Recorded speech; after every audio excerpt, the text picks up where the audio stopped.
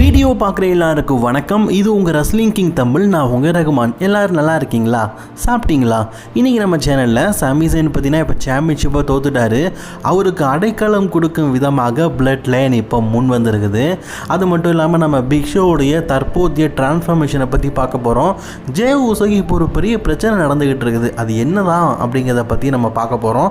மறக்காமல் சேனலுக்கு first time வந்துருக்கோங்க, subscribe பண்ணிக்கோங்க. பெல் ஐக்கனை கிளிக் பண்ணி தினமும் ஒரு ரஸ்லிங் செய்யலை தாய்மொழி தமிழில் தெரிஞ்சுக்கோங்க.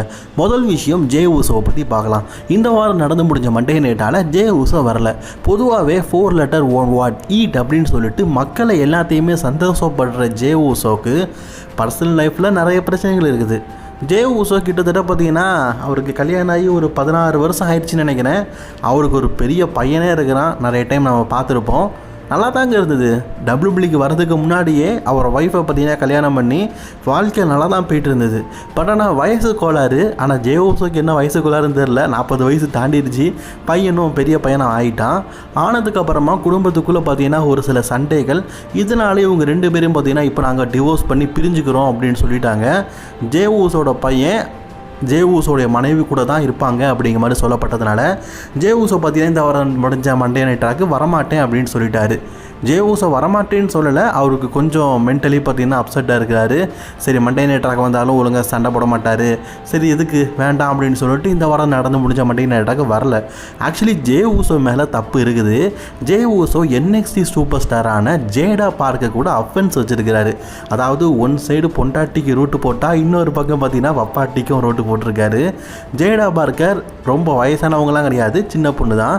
அடிக்கடி பார்த்திங்கன்னா 2 பேரும் வெளியில் சுற்றுறது, 2 பேரும் ஒன்றா இருக்கிறது, இந்த மாதிரியான ஃபோட்டோ வீடியோக்கள்லாம் ரிலீஸ் ஆயிடுச்சு. அவங்க எல்லாருக்குமே தெரியும். அவங்க 2 பேருமே பார்த்திங்கன்னா மறைமுகமாக அஃபென்ஸில் இருந்தாங்க. ஆனால் காலப்போக்கில் 2 பேருமே பார்த்திங்கன்னா மக்கள் மத்தியில் வெளிப்படையாகவே அஃபென்ஸில் இருந்தாங்க. அதாவது நாங்கள் 2 பேரும் ஒன்றா தான் இருக்கிறோம், நீங்கள் என்ன பண்ணுவீங்க பண்ணதை பண்ணிக்கோங்க அப்படிங்கிறதுக்காக 2 பேருமே பார்த்திங்கன்னா ஓப்பனாகவே அஃபென்ஸாக இருக்கிறத காட்டினாங்க. சரி, இது அவங்க 2 பேருக்குள்ளே தனிப்பட்ட விஷயம் அப்படிங்கிறதுனால டபிள்யூபிள்யூ இருக்கிற யாருமே தலையிடலை. ஆக்சுவலி அமெரிக்காவில் இந்த மாதிரி விஷயங்கள்லாம் ரொம்பவே சாதாரண விஷயந்தான். கட்டிக்குவாங்க, கொஞ்ச நாளே பார்த்திங்கன்னா வெட்டிக்குவாங்க, இன்னொரு பொண்ணு கூட பார்த்திங்கன்னா ஜாயின் பண்ணிக்குவாங்க. பட் ஆனால் ஜே உசோ இத்தனை வருஷத்துக்கு அப்புறமா இப்படி ஒரு சேட்டை தேவையான்னு கேட்டிங்கன்னா கண்டிப்பாக என்னை பொறுத்த வரைக்கும் தேவையில்லை. ஜே உசோ பார்த்திங்கன்னா இப்போ ஜெய்டா பார்க்கர் கூட அஃபென்ஸ் இருக்கிறதுனால அந்த விஷயம் தெரிஞ்சு அவங்களோட ஒய்ஃப் பார்த்திங்கன்னா இப்போ டிவோர்ஸ் வரைக்கும் போயிட்டாங்க. சொல்ல முடியாது, கூடிய சீக்கிரம் ஜே உசோ பார்த்திங்கன்னா ஜெய்டா பார்க்கரை கல்யாணம் பண்ணாலும் ஆச்சரியப்படுறதுக்கு எதுவுமே இல்லை. சரி, நான் உங்கள்கிட்ட ஒரு விஷயம் கேட்குறேன். நீங்கள் டபிள்யூபிள்யூவில் எந்த ரெஸ்லரை பார்த்து எப்பா மான்ஸ்டர்மாக இருக்காம்ப்பா, பயங்கரமாக இருக்காம்ப்பா அப்படின்னு சின்ன வயசுலலாம் நிறைய பேர் நினச்சிருப்பீங்களா? யாரை நினச்சிருப்பீங்க? சில பேர் மான்ஸ்டர்னு சொல்லணுன்னா பிரான் ஸ்ட்ரோமனை சொல்லுவீங்க. ஆனால் நிறைய பேர் சொல்கிற ஒரே பேர் பிக் ஷோ. பேருக்கு ஏற்ற மாதிரியே ஆள் பயங்கர பிக்காக இருப்பார்.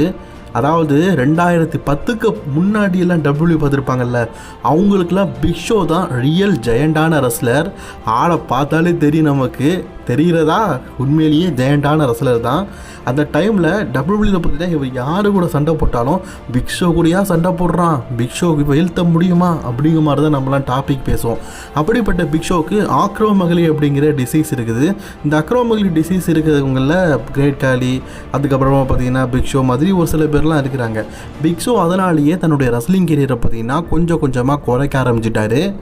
பிக் ஷோ பார்த்தீங்கன்னா 2016க்கு அப்புறமா தன்னுடைய உடல் எடை அதிகமாக இருக்கிறதுனால அவரெல்லாம் நடக்க முடியலை அப்படிங்கிறதுனால உடல் எடையை குறைச்சார். அதுக்கப்புறமா AEW பக்கம் போனார். டபிள்யூபிள்யூ பார்த்தீங்கன்னா வாய்ப்பு கொடுக்க மாட்டேங்காங்கன்னு. ஆக்சுவலி டபிள்யூபிள்யூ பக்கம் இருக்கும்போதாச்சும் ஓகே, AEW போனதுக்கப்புறமா இவரை காமெடி பீஸ் ஆகிட்டாங்க. இவரை வச்சு ஒன்றுமே பண்ண முடியலங்க. ஏன்னா பிக் ஷோக்கு வயசாயிருச்சு, உடம்பு பழையபடி ஏற ஆரம்பிச்சிருச்சு. இப்போ நான் ஒரு ஃபோட்டோ காட்டுறேன் பாருங்களேன். பிக் ஷோ டபிள்யூபிள்யூவில் இருக்கும்போது எப்படி இருந்தார், AEW பாருங்கள், அவருடைய காலை பாருங்களேன். ஒரு கால் சூம்பியும் ஒரு கால் பெருசாகவும் இருக்கும். அவரால் நடக்கக்கூட முடியலைங்க. ஒரு கால் சின்னதாக இருக்குது, ஒரு கால் பெருசாக இருக்குது. நடக்கவே முடியாத ஆளை வச்சுக்கிட்டு சண்டை போட வைக்க முடியுமா? கண்டிப்பாக முடியாது. பிக் ஷோவும் பார்த்தீங்கன்னா 2-3 மேட்சஸில் AEWவில் சண்டை போட்டு பார்த்தாரு. அது செட் ஆகலை அப்படிங்கிற காரணத்தினால இப்போ ரெஸ்லிங் கெரியரை டோட்டலாக விலகிட்டார். பட் இருந்தாலும் ஒன் லாஸ்ட் டான்ஸ் அப்படின்னு சொல்லுவாங்கல்ல, எவ்வளோ பெரிய கலைஞனாக இருந்தாலும் கடைசியாக ஒரு முறை அப்படின்னு.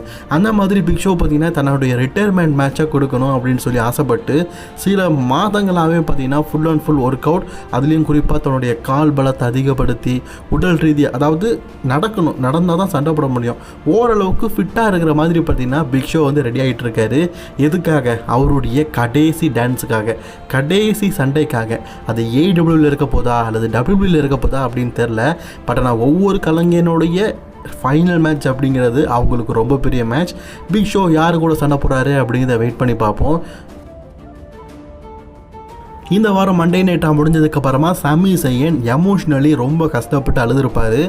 அதையும் டபிள்யூடபிள்யூ பார்த்தீங்கன்னா யூடியூப் சேனலில் போட்டிருப்பாங்க.